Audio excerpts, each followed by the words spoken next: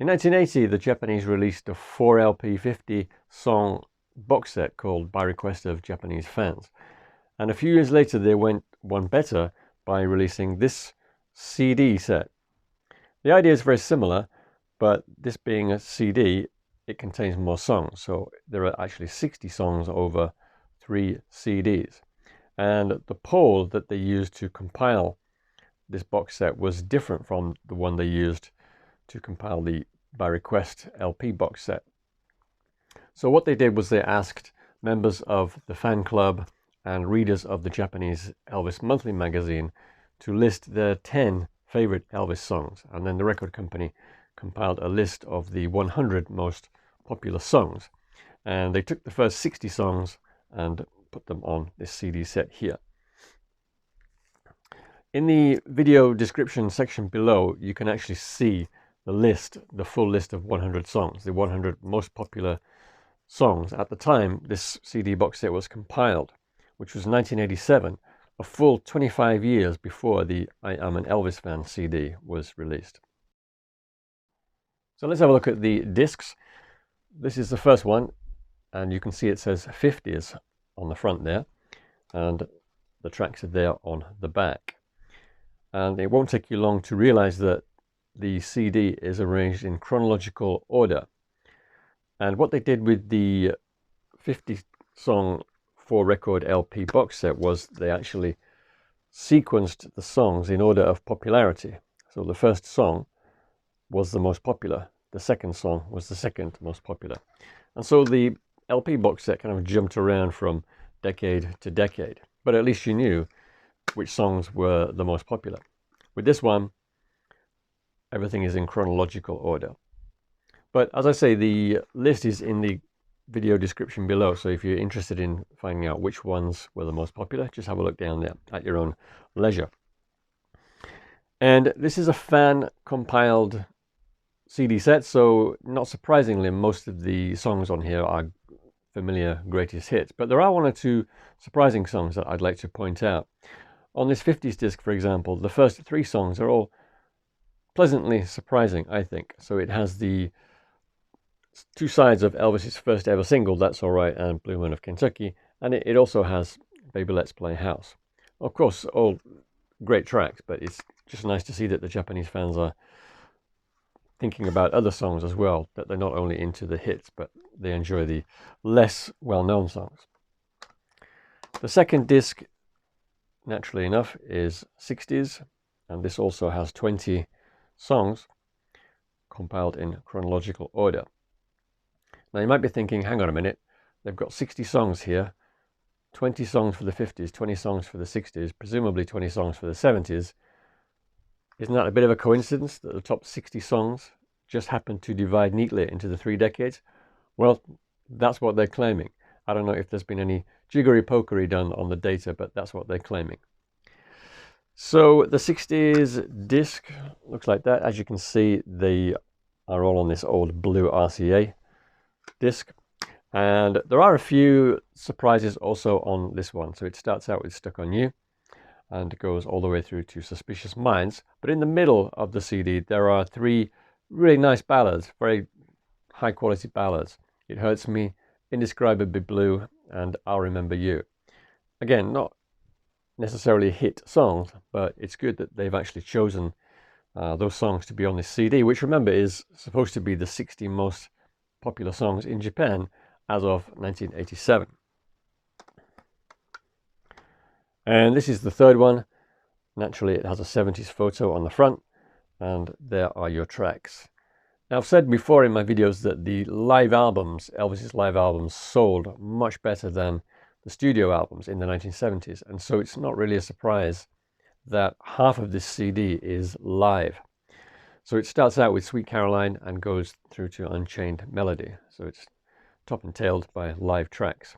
And there are 1 or 2 slight surprises in here. Sweet Caroline itself, I wouldn't have imagined that would have appeared on a best album like this. And it also has I've Lost You and Fool, not one of my choices for one of Elvis's best 70s songs, but it's here. And it also has Mary in the Morning as well, which is another beautiful song, but it's not that well known. But the Japanese have chosen it for this set. It also came with this book, very informative book of about 72 pages, and naturally it has all the lyrics in English as usual, but it also has a really interesting chronology, and the chronology starts from Elvis's death on August the 16th, 1977, and continues to August the 16th, 1987. And there are quite a few interesting events that happened in Japan. The way that the chronology is organized, it's organized into things that happened in America and things that happened in Japan. And I've just made a note of a few events that happened in Japan according to the chronology here, which are quite interesting. So, for example, February the 21st, 1984, it has the first Japanese Elvis CD release, which was Golden Records. And that was actually pressed in electronic stereo. It's very, very hard to find. For March 1984, it has Don't Be Cruel used in a beer commercial for a company called Asahi Breweries. And it's a very big beer company, still very popular today. And according to the booklet, it was the first time that an Elvis song was used in a commercial. Now, I don't know if that was worldwide or just in Japan, but that's what it says. And then in January 1985, at a fan club convention, the fan club announced plans to build a statue, an Elvis statue. And then 2.5 years later, in July 1987, that very statue was unveiled. And that is in fact what you see on the front of the box there. This is the top of the statue. So the statue itself was 197 centimeters high, which is about 6'5", and it weighed 250 kilos, which is about 4 times my body weight. And it cost 15 million yen, and 2,000 people made financial contributions to have it built. And also according to the booklet, it's the third larger-than-life statue of Elvis in the world, after ones in Las Vegas and Memphis. And there is another picture of the statue in the booklet, which I'll show you. You can see a little bit more of it there, just the head and the shoulders. And that statue stood outside the Elvis shop in central Tokyo for many years. And you know, I've seen this statue many times because I went to that shop very many times. And I'll put a picture of that statue outside the shop on screen. And it was there for a long time, but then the Elvis shop closed, or at least the guy took his business to Memphis, and they only have an online shop now. And the statue was eventually moved to the other coast, the west coast, to a city called Kobe. And I'll put a picture of that on the screen as well to show you what it looked like in Kobe.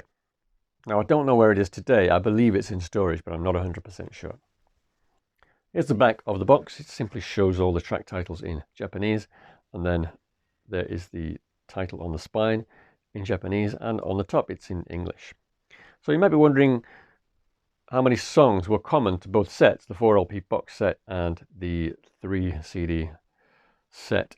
And the answer is there were 41 songs common to both sets. So there were 9 songs on the LP, which are not on this set, and there are 19 songs on here which are not on the LP.